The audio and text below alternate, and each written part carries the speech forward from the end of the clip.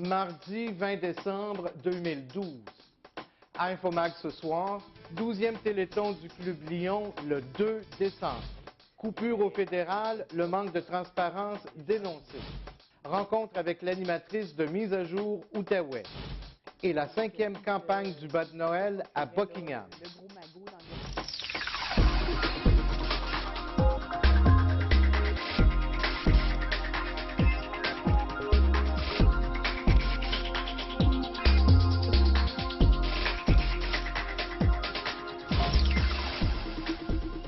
Bonsoir, mesdames, messieurs. Voici maintenant Infomag, votre magazine d'information locale. Eh bien, c'est cet après-midi à l'Assemblée nationale que le ministre des Finances du Québec, Nicolas Marceau, a déposé son premier budget. Il s'agit évidemment du tout premier budget du gouvernement minoritaire de Pauline Marois. Le ministre Marceau s'est dit fier d'être en mesure de ramener le Québec vers l'équilibre budgétaire, équilibre qui devrait être atteint en 2013-2014. Évidemment, ce budget va avoir un impact majeur sur les contribuables québécois. Eh bien, pour nous parler des impacts dans le comté de Papineau, le député libéral Alexandre Iraca va être mon invité à l'émission Parole à l'élu la semaine prochaine. Le 12e Téléthon du Club Lyon de Buckingham va avoir lieu cette année le dimanche 2 décembre prochain à la salle des Chevaliers de Colomb à Buckingham et en direct sur nos ondes. C'est lundi dans le secteur de Masson-Angers que se tenait la conférence de presse annonçant l'objectif pour cette année qui a été fixé à 68 000 $. Tous les dons recueillis vont servir à la distribution de plus de 250 paniers de provisions à des familles défavorisées des secteurs Buckingham, Masson-Angers et l'Ange-Gardien. En plus des paniers, le Club Lyon va remettre des cadeaux à des enfants de 0 à 15 ans et aux aînés dans les centres d'accueil, les résidences privées ainsi qu'à tous les patients de l'hôpital et du CHSLD. Encore une fois cette année, l'animation de ces 9 heures de télévision va être assurée par les animateurs du 104.7 FM, la radio Parler de l'Outaouais. Ainsi, les Mario Aubé, Nadia Balti, Valérie Cléroux, Annick Charette, Kimberly Francoeur et Olivier Beauregard vont se succéder devant nos caméras. C'est André Varin qui a coordonné la portion musicale du Téléthon, alors que près d'une quinzaine d'artistes viendront se produire. Notons notamment les groupes Chakidor, le Crossroads Blues Band, Claude et Suzanne Gratton, ainsi que le magicien Daniel Coutu. Bien sûr, les enfants ne seront pas laissés de côté, alors que le Père Noël lui-même va venir les divertir en après-midi. Pour cette 12e édition, la présidence d'honneur a été confiée à Cédric Grenon, le propriétaire du IGA Famille Grenon du secteur Masson-Angers. Un extrait de la conférence de presse qui se déroulait lundi.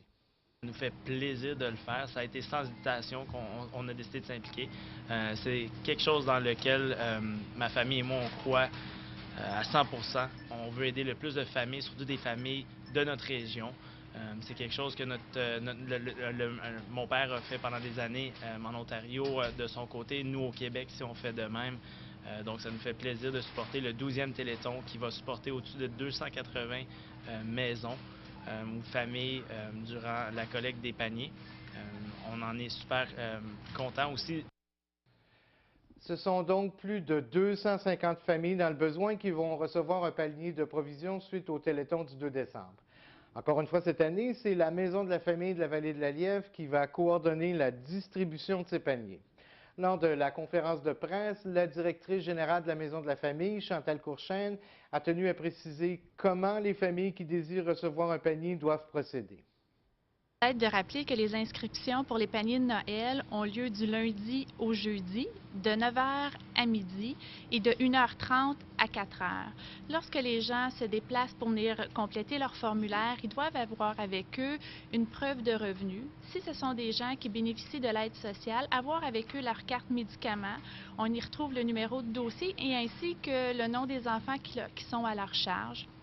Avoir les montants des allocations familiales, que ce soit du 1er et le 20, et ensuite avoir le coût du loyer, de l'électricité, du téléphone, des dépenses courantes dans le fond. Effectivement, les gens peuvent aussi téléphoner s'ils ont des informations à la maison de la famille. Je vous dirais que mon équipe est toujours disponible pour y répondre. La personne responsable est Mme Linda Pilote. Donc, vous pouvez téléphoner en tout temps au 819, évidemment, 281-4359. C'est donc un rendez-vous pour le 12e Téléthon le dimanche 2 décembre prochain de midi à 21 h sur les ondes de TVC Basse-Lièvre, votre télévision communautaire. En mars dernier, le ministre des Finances du Canada, Jim Flaherty, annonçait d'importantes coupures dans la fonction publique. En tout, près de 20 000 fonctionnaires ont vu ou vont voir leur poste coupé. Évidemment, pour les citoyens de la région de l'Outaouais, ces coupures font mal, étant donné que la région compte de nombreux fonctionnaires. Pour le député de Pontiac, Mathieu Ravignan, qui est également porte-parole de l'opposition officielle pour le Conseil du Trésor à la Chambre des communes, le gouvernement Harper manque de transparence dans ces coupures. C'est du moins ce qu'il nous a dit lors de l'émission Parole à l'élu qui est diffusée sur nos ondes cette semaine. Absolument. Il y a beaucoup d'incertitudes dans leur vie. Il y a des situations très difficiles. Ils vivent des situations difficiles. Ils reçoivent des lettres sans vraiment savoir quel impact ça va avoir sur eux. On parle des familles de la région, puis on parle d'un moteur économique très important pour la région. Nous, dans ça, évidemment, c'est le manque de transparence de ce gouvernement tant qu'à ces coupures-là, particulièrement aussi l'impact que ça va avoir sur les services. Quand on coupe à Ottawa, on ne coupe pas juste à Ottawa. Ouais. On coupe à travers le pays parce que c'est le pays qui dépend des fonctionnaires à Ottawa pour leurs services. Dans les coupures qu'on a eues auparavant, dans les années 90, il y a quand même eu des coupures importantes dans la fonction publique. Les coupures, l'impact des coupures était affiché sur les sites web du gouvernement. La façon que le gouvernement a fait était beaucoup plus claire et transparente. On s'attend de la même chose, mais je pense que c'est un peu le jeu de ce gouvernement-là. C'est de ne pas vraiment démontrer l'impact que ça va avoir, mais et d'imposer un petit peu cette situation-là sur les fonctionnaires pour que ça soit plus difficile de critiquer ce gouvernement. À tous les 10 ans, la Commission de délimitation des circonscriptions électorales fédérales entreprend un grand exercice pour redélimiter les circonscriptions fédérales. L'exercice se fait habituellement après que les résultats du dernier recensement soient connus. Eh bien, la Commission a proposé en septembre dernier 5 nouvelles circonscriptions pour la région de l'Outaouais, des circonscriptions qui sont loin de faire l'unanimité, comme nous l'expliquait le député de Pontiac, Mathieu Ravignan. Quand on regarde le Pontiac qui a été proposé, Pontiac-Haute-Laurentide, qui est la nouvelle circonscription, ils ont ajouté, j'avais déjà une quarantaine de municipalités, ils veulent en ajouter 30.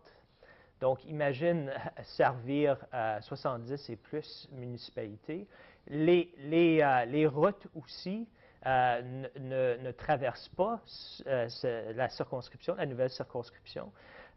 Et puis, ils n'ont pas pris en compte la rivière Gatineau comme frontière naturelle. Et puis, aussi, il y a des problèmes avec les communautés d'intérêt, particulièrement dans l'ouest du comté. Il y a une communauté d'intérêt d'anglophones. Ils doivent prendre ça en considération. Et puis, ils ont, quant aux autres comtés de l'Outaouais, la Petite Nation, par exemple, même le nom de la Petite Nation pose des problèmes. Évidemment, on n'était pas les seuls à se prononcer lors de la consultation publique. Il y avait autres groupes, des gens, même des citoyens qui se sont exprimés et qui ont exprimé leurs inquiétudes. Et donc, je pense que les commissaires ont bien entendu le message, puis on espère qu'il va y avoir une flexibilité. Centraide Outaouais a annoncé la semaine dernière la création d'un cabinet régional dans la MRC de Papineau. C'est le maire de la municipalité de Thurso, Maurice Boivin, qui devient le président de ce nouveau cabinet régional. Son rôle va être de faire le pont entre les différents donateurs potentiels et la MRC. À mi-chemin de la campagne 2012, M. Boivin a tenu à rappeler que la MRC de Papineau ainsi qu'une partie de la vallée de la Lièvre comptait beaucoup sur la générosité des citoyens et que chaque don, si petit soit-il, peut faire une différence. Et actuellement, à la mi-campagne, nous sommes à peu près à 54 %, soit à 3 millions d'arrivées et quelques poussières. Donc, pour nous, c'est essayer de relancer dans notre communauté, surtout à MRC de Papineau. Et MRC Papineau, mais ça englobe aussi des municipalités de la Lièvre, donc Beaumont-Val-des-Bois. Sauf aux organismes dans MRC de Papineau, il y en a 7 qui bénéficient de 234 000 $. de Centraide, l'Outaouais, et la partie de la Basse-Lièvre et Lièvre ensemble profite aussi de 140 quelques mille dollars.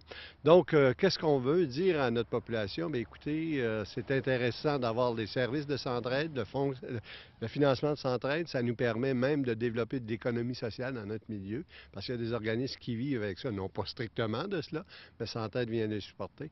Et dire à nos citoyennes, si vous avez les moyens, donner un peu, faire la différence. 2, c'est un geste de solidarité qu'on demande pour notre communauté et la communauté avoisinante. Et 3, à ce moment-là, si on a des sous, on va avoir le pouvoir d'aider davantage les démunis dans notre milieu.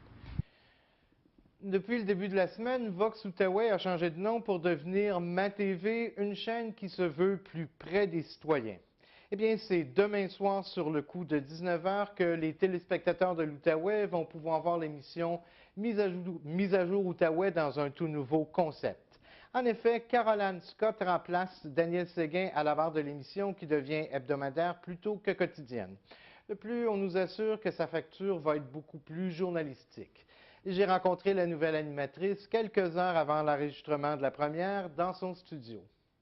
Et ça va être des émissions vraiment thématiques. Donc, on va venir chercher des enjeux de l'actualité régionale qui se déroulent en Outaouais. On va avoir des invités qui vont venir se joindre à nous également, des reportages qui vont venir illustrer différents points de vue. Donc, on va recevoir des gens par rapport au domaine de la politique, de la culture. On sait qu'il y en a beaucoup qui se déroulent en ce moment. C'est pas seulement à Montréal, comme on le disait, que se déroule la corruption, la collusion. On va essayer de voir si ça se déroule également en Outaouais. Donc, vraiment des sujets variés qui vont venir meubler l'actualité également dans Mise à jour. Il n'y aura pas de point de vue de ma part. Vraiment, ça va être de venir illustrer l'actualité, d'essayer d'aller chercher ce qui n'a pas été dit ailleurs. Alors, vraiment, essayer de scruter à la loupe les sujets de l'actualité dans notre mise à jour actuelle. Donc, on va vraiment essayer d'aller chercher d'autres gens qui vont venir expliquer leur point de vue plus précisément à travers les enjeux en Outaouais. Toujours à MaTV, le populaire animateur Daniel Séguin nous revient avec une toute nouvelle émission de 60 minutes qui va être présentée les mercredis 20 h. L'émission s'intitule Carte blanche et l'équipe de MaTV a véritablement donné carte blanche à l'animateur. C'est une émission qui amène ma curiosité là où je la veux, dans le sens que lorsqu'on m'a proposé de faire cette émission-là, c'est une émission qui un touche à tout. Je peux aller dans toutes les directions, ce que j'aime faire, parce que je suis un gars, comme je le disais, curieux. Donc, attendez-vous à des choses surprenantes, attendez-vous à des choses drôles, des thématiques, des questions qu'on se pose. Exemple, mercredi soir, le thème, c'est Anges et démons, avec Joanne Flansbury et Annick Laprate, qui, elle, a vécu un cas de possession avec sa fille. Il a écrit un livre, il donne des conférences également. Donc, il sera question d'anges et démons dès la première émission. Mettons qu'on commence fort mercredi. Pour une 5e année consécutive, le regroupement des gens d'affaires de la Basse-Lièvre lance sa campagne du bas de Noël, une campagne qui vise à inciter les citoyens du secteur à acheter localement. Pour nous en parler, j'ai rencontré la directrice générale du regroupement, Karine Lauzon, un peu plus tôt cet avant-midi dans nos studios.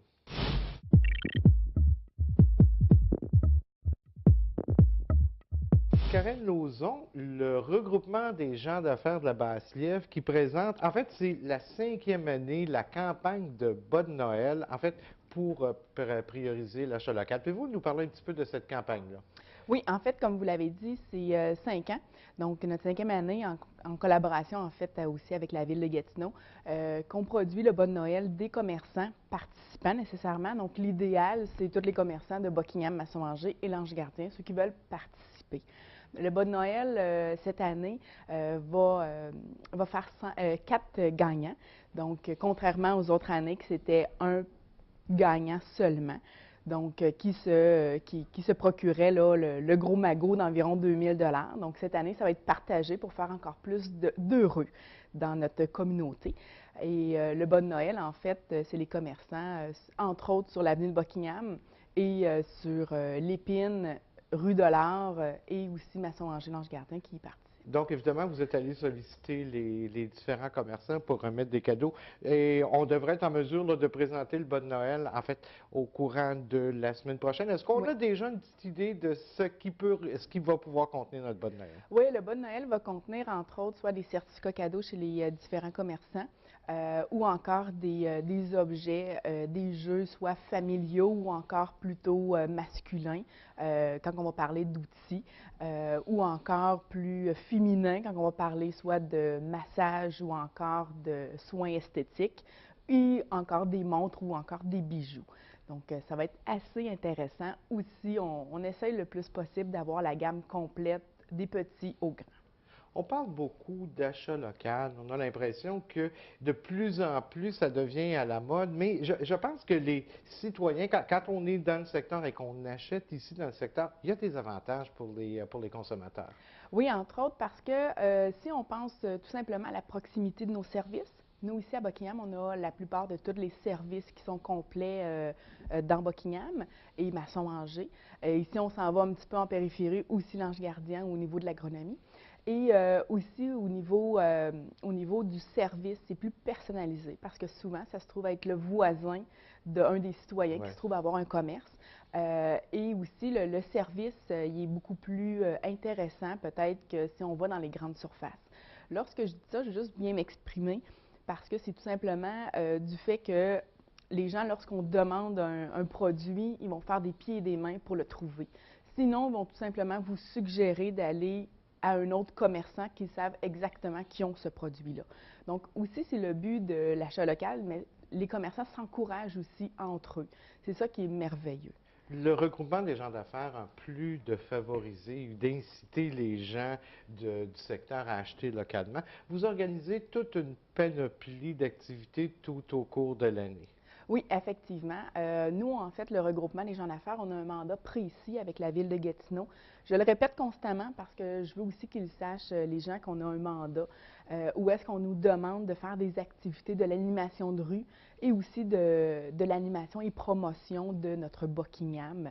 Et moi, j'ai un territoire très précis, en fait, où est-ce que je dois faire les activités.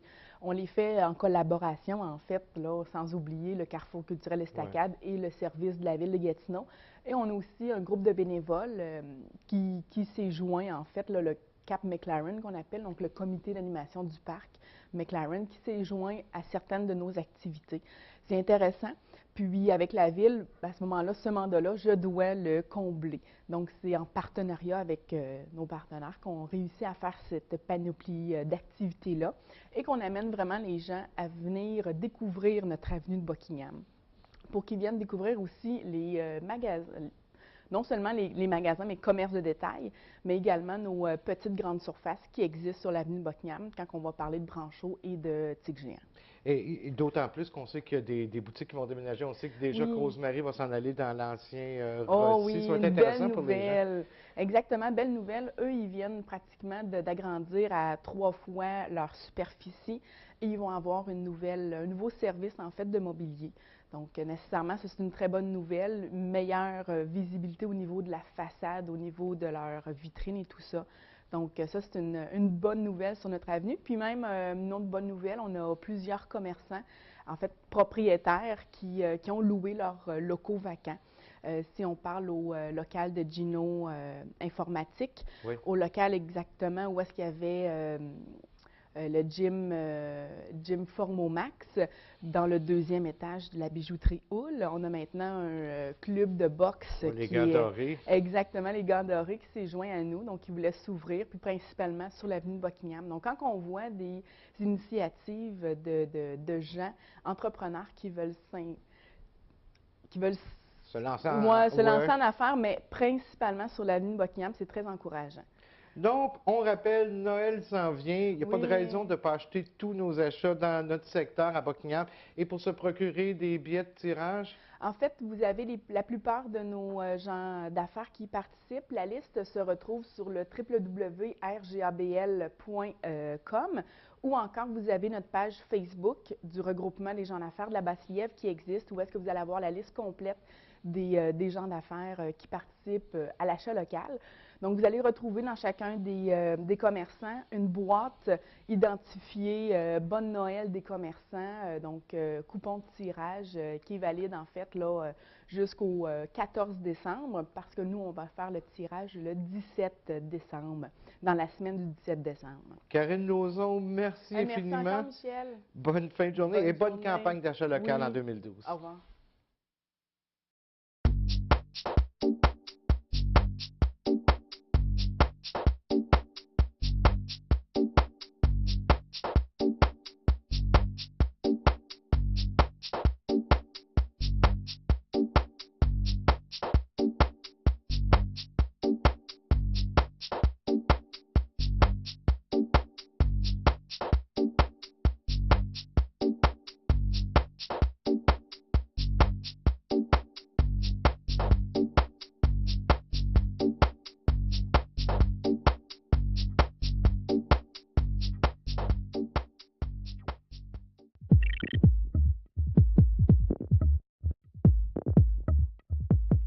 Et comme à tous les mardis, on retrouve Hugo Parisien pour nous parler art et culture. Hugo, on commence évidemment avec le film qui est à l'affiche ce dimanche dans le cadre là, du cinéma Brookfield. On sent l'arrivée des fêtes qui s'amènent à la salle des Jardins également. Le film qui est à l'affiche cette semaine, c'est Santa Paws 2. Écoutez, les chiots de Noël, on se rappellera du premier, c'est les chiots de Noël qui décident d'assister en secret à des missions du Père Noël. Il se cache alors dans son traîneau et puis mettent un petit peu des problématiques sur le dessus pour la fête de Noël. Et ce sera évidemment les elfes et le Père Noël qui auront pour mission de rétablir la magie des fêtes. C'est à voir, ça se passe ce dimanche à 14 h à la salle des Jardins dans le cadre du cinéma Brookfield. Un visa général, donc s'adresse à toute la famille comme à l'habitude, et puis c'est 3 $ à l'entrée. On n'a qu'à se présenter à la porte pour bénéficier de cette activité-là. Toujours à la salle des Jardins, on avait de la grande visite en fin de semaine dernière, le vrai Offenbach qui était présent. Comment ça s'est passé, Hugo? Très belle soirée. Offenbach a fait un tonné, bref. Les applaudissements étaient présents.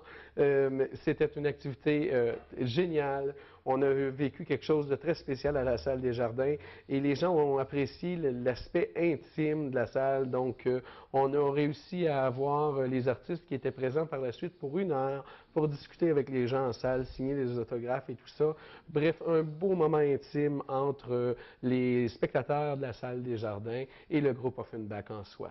Et on remet ça le 9 décembre prochain, un autre spectacle qui s'annonce très populaire. Est-ce qu'il reste encore des billets pour... Il reste une trentaine de billets pour le Père Nicolas Noël, Michel. Donc, en spectacle le 9 décembre à 15 h, le Père Nicolas Noël qui a fait dernièrement un tollé dans les relations médiatiques et qui a sorti enfin son propre spectacle. On l'avait tant aimé au point de vue de son spectacle avec Arthur l'Aventurier qui nous avait proposé l'an passé à la salle des Jardins.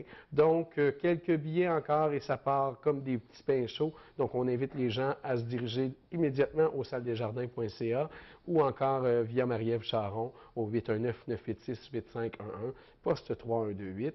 Et puis, on peut se présenter en personne, désolé, à la librairie Rosemary pour obtenir des billets. Il faut faire vite parce que c'est une belle façon d'entrer dans la période des fêtes, surtout pour les bouts de chou. Exactement. Hugo, on est en plein festival de jazz à Buckingham, le festival ou le Buckingham Buzz Jazz, 2 spectacles encore une fois qui ont lieu au Café des artistes. Oui, Café des artistes qui nous offre les couleurs de jazz grâce à ce festival-là. Programmation double encore, dès 20h30 ce vendredi. Ça débute avec Cycle Keeper. Écoutez, un trio de jazz qui explore toutes les manières possibles d'aller au-delà de la tonalité sans verser dans le free jazz qu'on pourrait connaître à l'habitude. Les formes des standards sont respectées, mais les mélodies sont très éclatées. Deuxième événement aussi à 21h30, c'est Nicole Raté accompagnée de Tim Bender. Donc Nicole à la voix pétillante et au timbre sensuel qui sera là pour nous présenter plusieurs grands succès du jazz. Donc rendez-vous ce vendredi. Daniel Lafortune. Fortune, qui était en vacances pendant quelques semaines et qui nous revient encore une fois avec une chronique cette semaine. Qu'est-ce que Daniel nous propose? Donc, retour de Daniel, et pour l'occasion, c'est le dernier James Bond et quelques suggestions DVD. Place à Daniel. Un film qui fait courir tout le monde sur la planète entière, c'est Skyfall, le tout dernier James Bond interprété par nul autre que Daniel Craig. C'est son 5e ou 6e départ dans ce personnage et aussi on en est au 5e acteur à jouer le personnage de James Bond. Que se passe-t-il dans Skyfall? Et bien évidemment, il y a beaucoup d'action, beaucoup de rebondissements. Dans ce film-là, M, qui est un peu la gérante, la gestionnaire, la contrôleuse de tous les services secrets britanniques, va être attaquée dans son antre à Londres. Attaqué par qui? Par nul autre qu'un de ses anciens agents des services secrets britanniques. Une pléiade d'acteurs magnifiques pour cette réalisation de Sam Mendes, qui avait gagné l'Oscar pour An American Beauty. Les acteurs autres que Judi Dench, il y a aussi Ralph Fiennes, il y a aussi le meilleur acteur espagnol qui joue ce personnage qui attaque M, c'est Javier Bardem. Donc on se retrouve dans des endroits idylliques dans un sens pour les touristes. On se retrouve à Istanbul, on se retrouve en Chine, on se retrouve sur plusieurs plages de la planète. Ça nous donne un film avec des cavalcades, des courses épiques et surtout un jeu de caméra de l'équipe de Mendes. Ça donne un film qui est extrêmement intéressant. Je pense que c'est une des meilleures moutures au niveau de la réalisation de James Bond. Moi qui n'ai pas un grand fan de ces films d'espionnage-là, je n'ai pas roupillé. J'ai surtout accédé à cette course, à cette démarche et à cette chasse à l'homme du personnage de James Bond pour, évidemment, l'agent secret qui, lui, a réussi à s'implanter, à s'intégrer dans l'ordinateur de M. Donc, j'ai accordé la note de 7 sur 10. Un autre film d'action qui vient de prendre l'affiche, mais évidemment dans les petites salles, c'est-à-dire dans votre marché Vidéotron ou tout autre, c'est Savage, une réalisation d'un autre grand maître du cinéma. Celui-ci, c'est Oliver Stone. On se retrouve en Californie, à la frontière des États-Unis et du Mexique. Deux jeunes étudiants qui ont fait une certaine fortune en vendant de la marijuana, mais une marijuana, je dirais, qui est très excessive et très riche et qui fait triper beaucoup de gens. Eh bien, le cartel mexicain qui est tout près, à la frontière de San Diego, et lui, il veut tenter d'arrêter de ce commerce illégal, mais c'est un commerce très fructifiant pour ces deux jeunes-là. Donc, on va en arriver à une grande lutte entre ces deux jeunes-là qui vont tenter de sauver leur commerce versus le cartel mexicain. Sam en vedette, entre autres, John Travolta, que l'on retrouve en policier corrompu, comme il doit y en exister beaucoup aux États-Unis, à la frontière du Mexique et des États-Unis.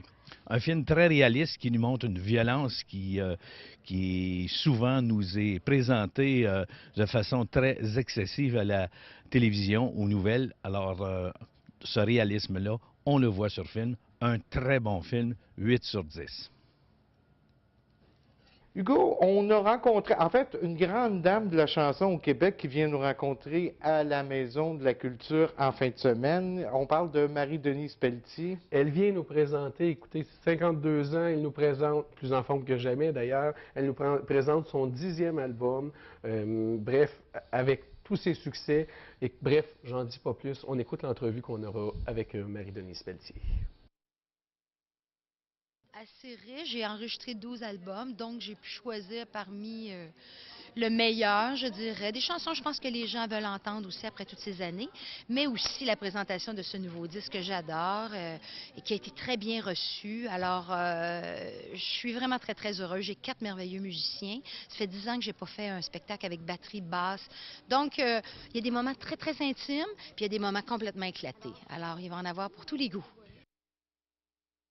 On se transporte maintenant du côté des Brasseurs du Temps, un slammer qui vient nous présenter son spectacle en fin de semaine également. Oui, quelqu'un de la région, Guy Perrault, chante et slam Tidelam le 26 novembre au Brasseurs du Temps. Il vient d'ici, c'est une personne qui est très impliquée au point de vue culturel. Ça vaut la peine d'aller l'encourager. Il nous surprend avec sa folie verbale, son humour désossé, sa révolte latente, ses mélodies en sol majeur et en ciel mineur et plusieurs autres choses. Donc, c'est un rendez-vous au Brasseurs du Temps. Et on sait que c'est le vice-champion mondial de slam, donc c'est un rendez-vous pour tout le monde. Alors, c'est ce qui complète notre émission. Je vous donne rendez-vous tout de suite après pour l'émission Parole à l'élu. Mon nom est Michel Pilote.